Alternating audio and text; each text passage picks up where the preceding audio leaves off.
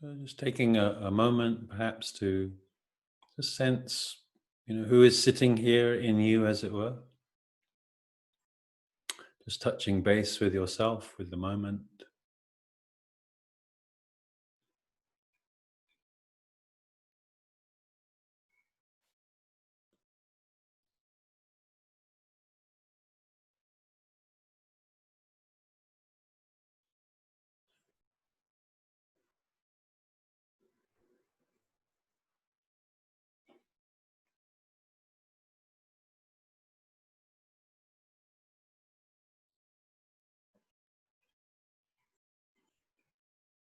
And just letting yourself come into a receptive place.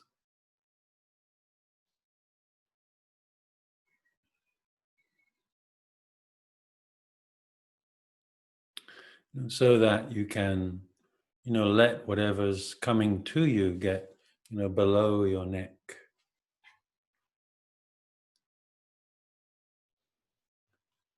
Because really it's what touches us below the neck that is transformational, has the potential to be transformational.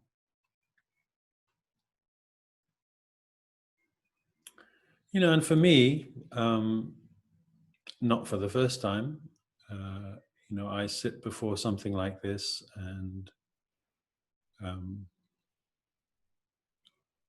the question is, what can I say now that I haven't already said? And that led me to a kind of contemplation of just understanding that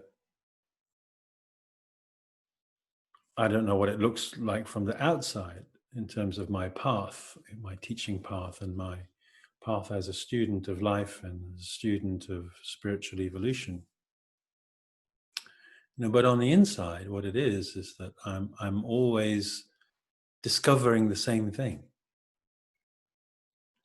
And each time there's this kind of eureka moment,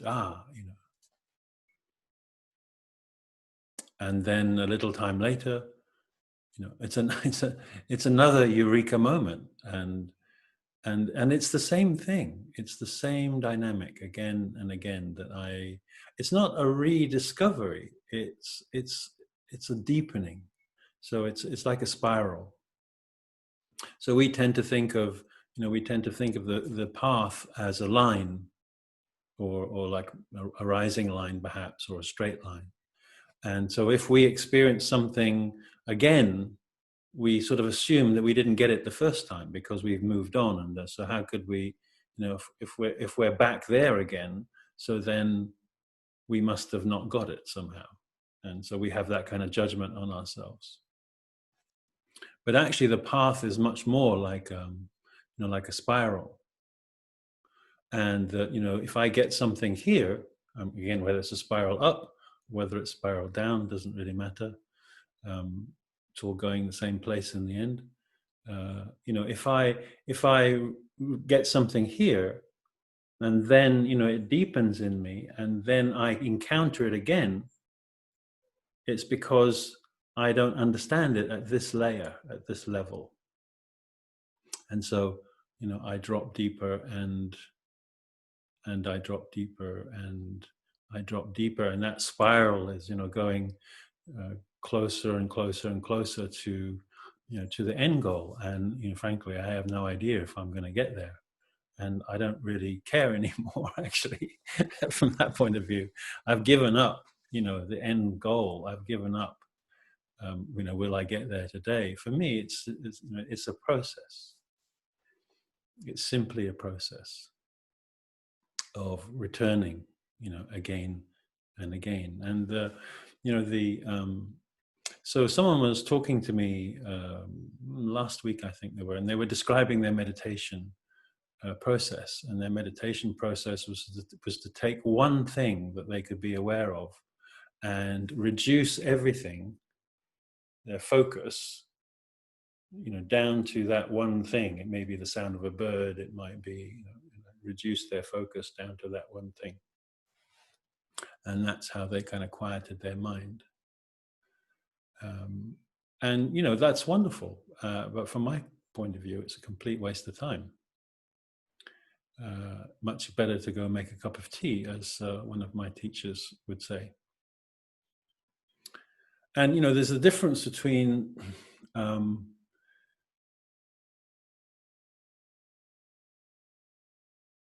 the kind of technique of something and what it's really for. So, you know, you can use meditation therapeutically, if you like, to calm your mind. But is that really meditation? Well, yes and no. It's no. It's the focus. The focus of the technique of meditation is for what? Is to calm your mind. But that still leaves you with who you think you are. So from a spiritual point of view, it's missed the mark. And it's the same, you know, the reason why we invented TMW, Tai Chi Movements for Wellbeing, is because what I discovered over 30 or 40 years of teaching is that the more complex something is, you know, the more someone is going to get in their own way. You know, they're busy getting it right. And, you know, I've told the story a million times as in my position as the honorary president of one of the honorary presidents of the Tai Chi Union of Great Britain. You know, I was at a gathering of Tai Chi students and was watching this guy just do this awesome Tai Chi form. And, you know, I was going to go and, you know, congratulate him at the end because I haven't seen a Westerner move like that when, you know, he turned to what I assumed in the end was his father, who was a sort of grizzled old karate guy, was that okay, Dad? You know, and it didn't matter how exquisite his Tai Chi was. It was dedicated to pleasing his father. And therefore, that put him in the position of the son who was not worthy. And he was probably about 40 by now. So whilst the object, as it were, in this case, the Tai Chi form, had been achieved, the spirit of the thing had completely missed the mark. And there's this in a story that someone gave me, I can't remember who now, might even have been Ram Dass, where, you know, I'm in the prison. Imagine you're in the prison, or imagine there's a prison, and, you know, in the cell is this person, and this being of light comes to the person, you know, in the cell and passes, you know, a key through the bars, and says, "This key, you know, will keep you safe. This key will free you from prison."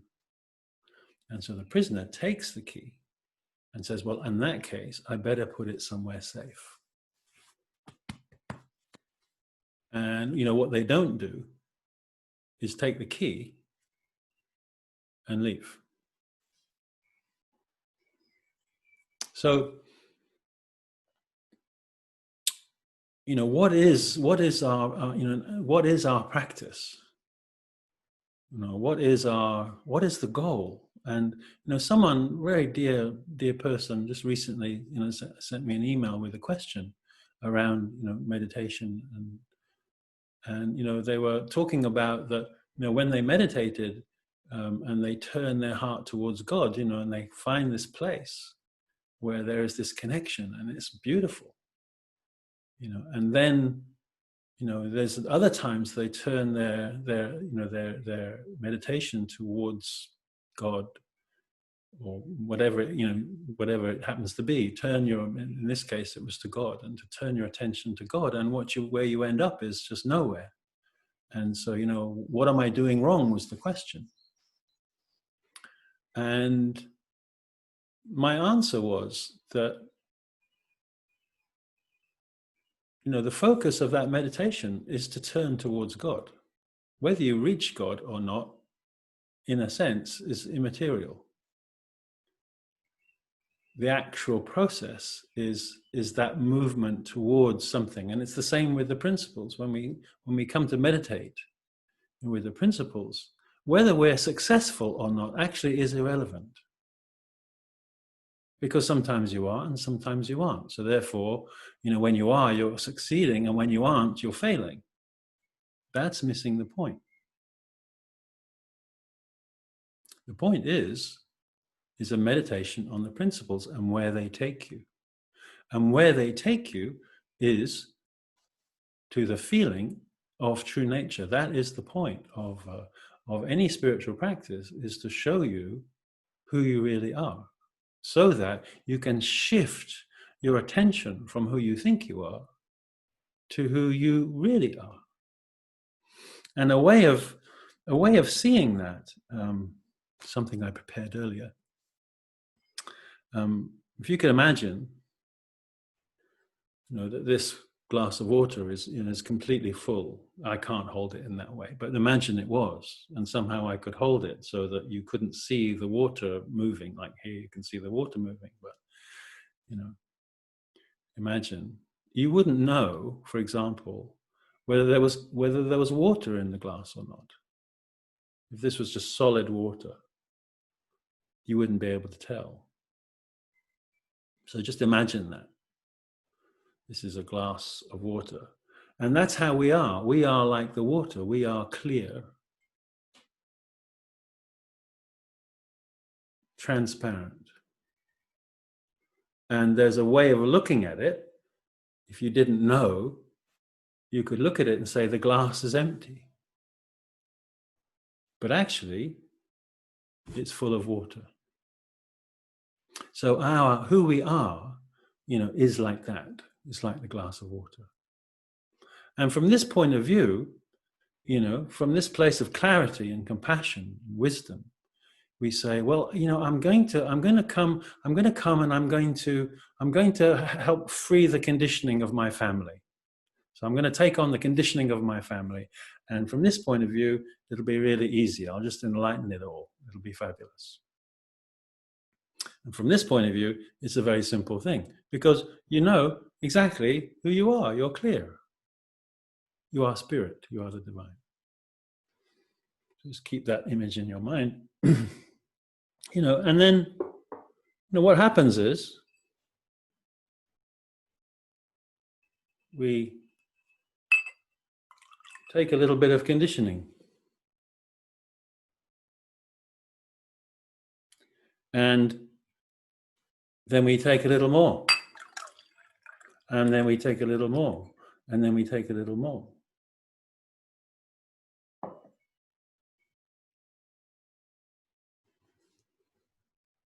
And we say, oh my God, I'm not clear. Oh my God, I'm coffee. That's what we do.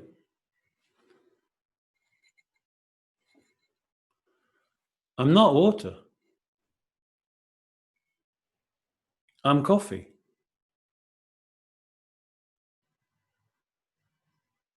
But the truth is, water is saying, I am water with coffee in me.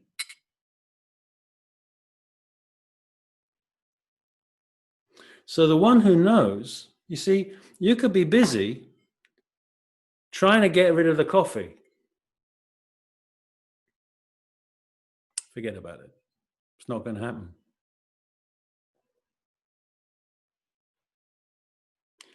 On the other hand, you could start to understand that you are water that has coffee in it. And just feel that. This is a glass of water. You think it's a glass of coffee or Coca-Cola or whatever. And that's our problem. When we are this, it's very easy to make those sweeping, when you're in that place, it's like everything's great, but actually then pretty soon it turns into this. And so now you've got it, now you haven't got it. Will I ever find it again? Very difficult. from this point of view. But if you understand that this is water,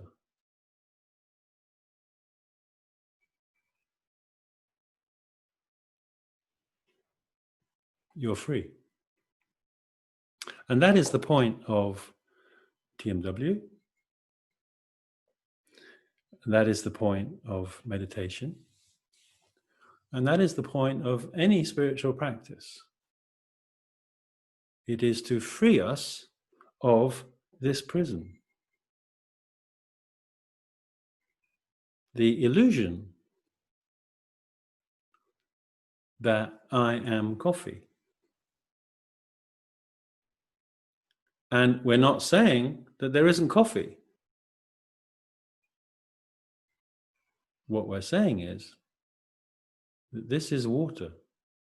From the water's point of view, imagine, from water's point of view, from water's point of view, if you understand water, if you understand that you are water, from water's point of view,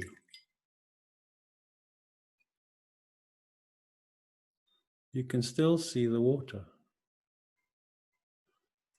You can still see the water. From water's point of view, it's still water. From water's point of view, it's still water. Once you've made that shift, you're free.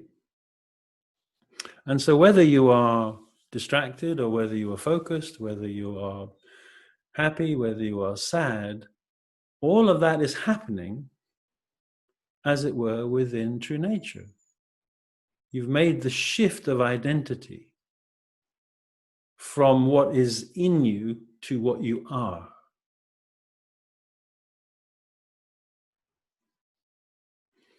And if you want to put it this way, you know, the flow of life is that we start as water. You know, we take on the conditioning, and eventually, when we go, you know, we release that conditioning. And some would say, you know, we are back to the beginning again. And so, from that point of view, you know, in terms of quite a few spiritual traditions, you know, the master, you know, she is, you know, already dead. It is a dying into water. It is a dying into your reality. It's a releasing into your reality. And so the dynamic of enlightenment isn't, as I've said before, you know, isn't this sort of contraction.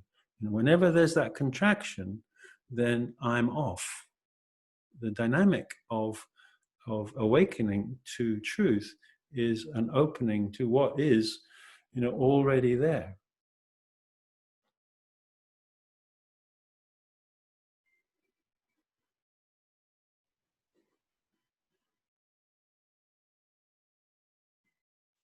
So, you know, that's the theory. Those are words.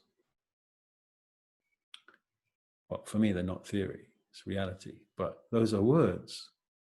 And, you know, it doesn't matter how many holy books you read. It doesn't matter how many times you listen to a talk. If you don't have the feeling for it, if you don't have the feeling for your true nature, it's very difficult. And I've said that before. So the practice, our practice that we're going to be doing in the next, you know, few weeks after this, and for the one today, our practice is to take the journey. It's not about whether you arrive or not. Of course you want to arrive. But that isn't the journey. The journey is to turn towards it. And what I can say is that when I turn towards it, you know, with that thought in my head, that on the 15th of June, 1964, on a Wednesday, you know, that was it. And every other meditation, you know, that's when I was sublimely connected to the all. And every other meditation thereafter is trying to get back there and failing. And imagine that, you know, like 3 decades of failure. I mean, what's that going to produce? I mean, you can, you know, hopefully when I put it that way, you can see the kind of craziness of it. However, if I understand, or I have been told, or I have kind of faith in somebody, or I have that experience of this in some form or other, and what I do is I just sit to turn towards it.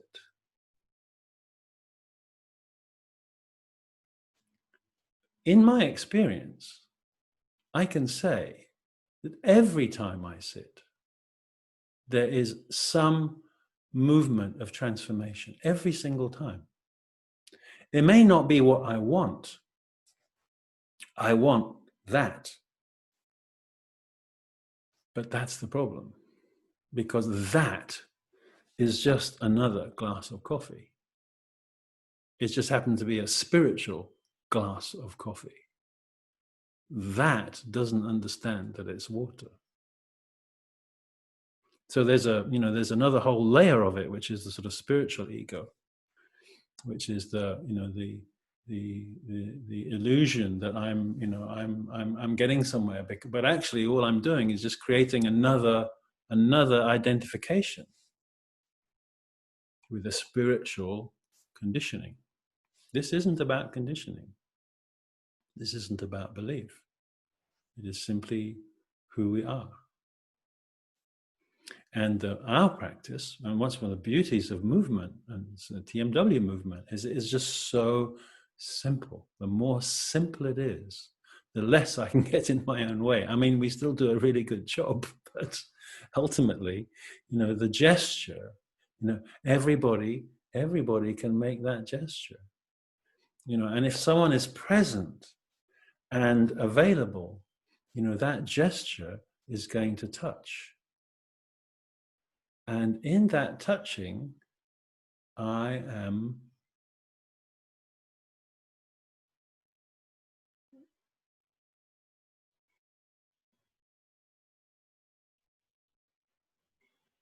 I don't even know the word for it. I am different than I was just before those gestures. And that's it, that feeling. And I love the story, the story of in the Bible, of, I was contemplating, what did Jesus mean when Jesus said, if you have enough faith, you can touch the hem of the garment and be healed. And so there's that story, parable, whatever, of somebody who's missed Jesus, who went into the temple, missed Jesus, missed their chance for healing. And someone says, just hang around, just wait and see. He's going to come out again. And if you have enough faith to touch, and they could have said, well, I don't want to just touch the hem of Jesus' garment. I want to embrace him fully and get that full-on hit of the divine. I want to be totally healed.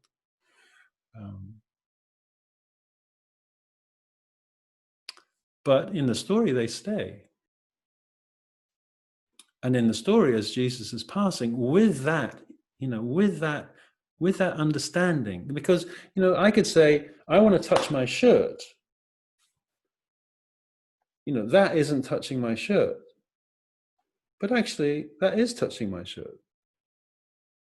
I mean, what do you think's on the end of my finger? The entire shirt. It's just a simple truth. My conditioning says that this is less than this. And that's the problem. So it is.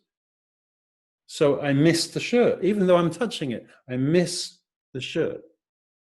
Even though I'm looking at true nature, I miss it.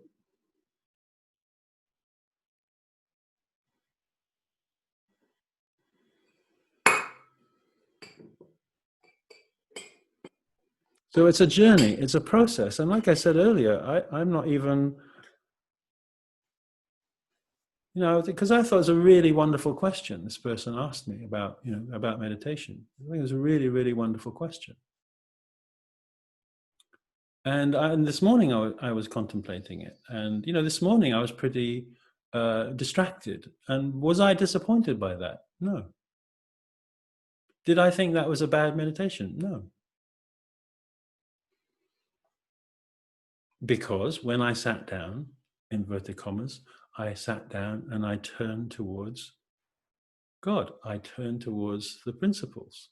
And this is the particular glass of coffee I happen to have today. And so I understand what water feels like. I know that I am water. But today there was just a lot of coffee in there. And so that's a good meditation. 1,000 times I forget and 1,000 times I remember. This is a good meditation. And it's not that I never forget, therefore this is a good meditation. I've arrived. This is a good meditation. Therefore, all the other meditations are bad. That is going nowhere. And yet that is what we do. Again and again and again. So I just wanted to, take a few minutes of our time just to, focus you on the essence of the journey. And the essence of the journey, for us, are the three principles. It's turning towards the three principles, the three qualities. And, they are already there. You don't have to create them. They are already there. In all things, there is presence. All things are in the moment. Nothing is in history. And all things are changing. Nothing stays static, no matter what it looks like. Nothing, not even mountains. Nothing stays static. Everything is moving. Everything is in flow. And everything is in the heart of itself. Each blade of grass, each animal, each object is perfectly itself. As are we. The only difference is there is this one aspect of us that splits off and takes on the conditioning, buys into it. And that's the craziness of it. And we buy into it so that we forget we are water, but we are still water. And the practice is the practice of return. To see through it, not to get rid of it, but to see through it. Because the journey is about freedom. It's about becoming free. Waking up out of the illusion. And when we wake up out of the illusion, that then becomes sacred coffee. That becomes nectar of the gods, as it were. Now, when we wake up, then that which is separate becomes our uniqueness and becomes a servant of life, a servant of love, a servant of wisdom. When we forget that, those things become our separation. So it is that as far as simply as I can say it, that would be the journey. But I personally find that image of the water very, very useful. And it first came to me when I was contemplating a swimming pool, and it actually started when I was doing Tai Chi and trying to find ways of talking about what is it like, to be Tai Chi. And first of all, I came across the image of so I'm underwater. Imagine, I think it was when I was learning to dive or something, or I was underwater. I'm moving in a swimming pool underwater. So in Tai Chi, they talk about it's like moving against air. It's like swimming in air. One element of Tai Chi reality is swimming in air. And you know what that's like when you're moving in your TMW. There's a certain kind of viscosity that comes along. That you're not just moving your body. You're part of something. It's sort of oozing aliveness, and something is kind of holding you up, and it's very expressive. So I call it swimming in air. And so but trying to get people to feel that, I ask people to switch from being the mover in that image of being underwater in a pool to being the pool. Now, what would it be like to be the pool and feel someone moving in Tai Chi in you? Is it you're the one doing the Tai Chi, or Tai Chi movements for well-being, whatever. That's one reality. Yeah. And then you're the pool in which someone is doing that. Someone is doing here am I, let's say. Feel the difference. See, now, if I'm doing here am I, I'm going to emphasize my hands, I'm going to emphasize whatever it is I'm emphasizing. The pool sees everything equally. It doesn't miss a single centimeter of my movement. It's intimately, it's right up my nose, it's in my ears, it's everywhere, under my arms, it's everywhere, between my toes, it's feeling everything. It's a totality, it's completely different from me. So that was where I kind of started, and that was a very fruitful, you may want to try that out when you move next. That was a very fruitful thing. And then it started to switch to, so, if, and I think I had this image of a swimming pool with a kind of chair chucked in it. And I thought, well, does the swimming pool still think it's a swimming pool with a chair chucked in it? Well, yes. I just happened to be a swimming pool with a chair chucked in it. And that started this understanding of using that image to understand how I get lost. If the pool was looking at the chair and losing itself in the chair, it would become a chair, even though it's a swimming pool.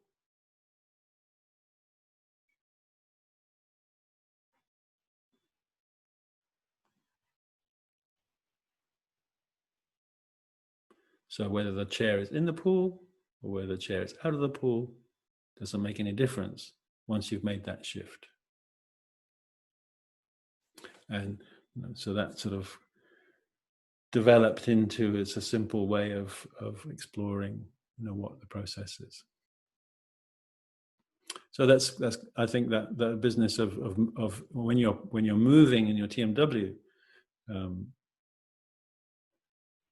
sensing the difference,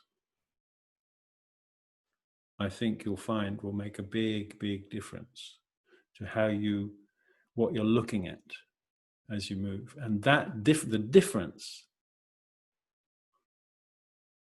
is closer to the truth.